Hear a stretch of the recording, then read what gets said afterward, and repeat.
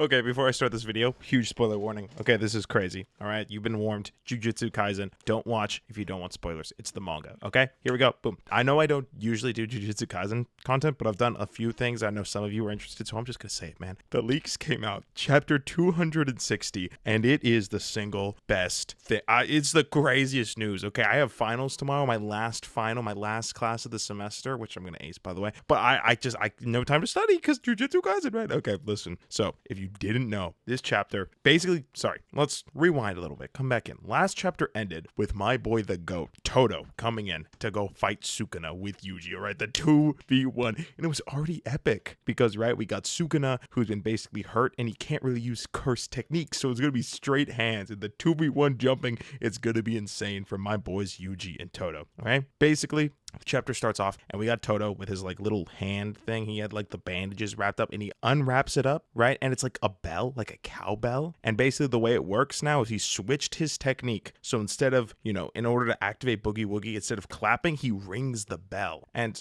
basically all these cool things. I think it said something like he could do like 50 swaps in like a second or something like that. So it is absolutely insane. And they kind of just start dogging Sukuna. They're hitting him and, Sukuna's kind of trying to fight back, but he just realizes he cannot deal with Boogie Woogie. There's no way to predict it. He keeps trying and he's failing. So he realizes he's going to focus on Yuji now, right? He's like, oh, I'll go look at him and see when he's priming up for attack and then I'll hit him. But, shenanigans ensue. One of that, the groomer lady, one of her crows show up and he's like, oh, he was going to switch with Yuji. Now he's going to switch with the crow. So I'm going to go fight the crow. But, Aoi Todo, my boy has a huge brain. Like literally his IQ is like over 3,000 or something like that.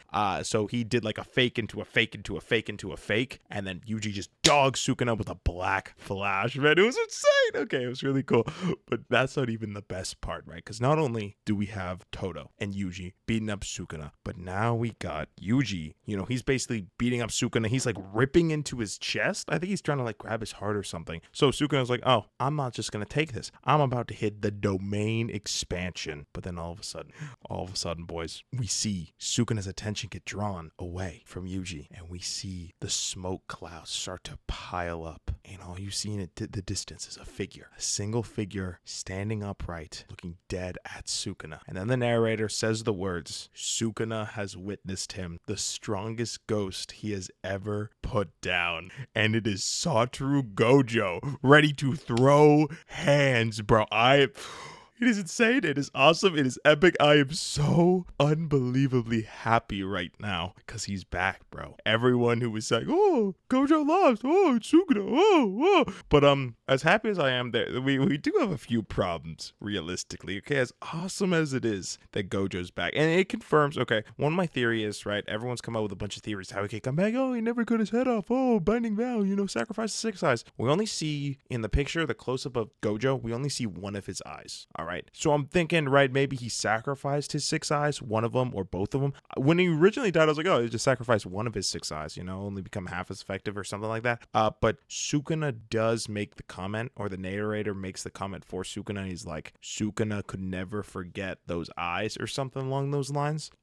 So I have a feeling he still has the 6 eyes, even if it's a limited capacity. But the biggest problem here is, right, his hair is kind of covering most of his face, and it could just be the way he was drawn, but it could also be like covering like stitch marks, right? We could have Kenjaku coming in, I don't know, man. I don't know what I'd do if it's Kenjaku, but we also have another thing, right? So when Gojo was originally freed from the prison realm, everyone was a little shook. Everyone was getting ready to fight him because like, oh, he might have gone crazy in there. We might have to fight Gojo because like I said, he might have gone crazy. When Gojo was in the afterlife, he was like, oh, you can go like south or west or whatever, and you can become a different person or stay as you are. I'm afraid he like chose to become a different person to like win, and he's gonna go crazy. Like maybe he kills Sukuna, but now they gotta fight Gojo. Because here's the thing, right? I'm not an expert on Gege Akutami, right? I'm not an expert on how he writes. I've seen him kill all these characters, but I'm just concerned with how well the fight's going, right? Todo's still in action, Yuji's still good, and now we got Gojo coming up. Like what? Gojo counters his domain or something like that.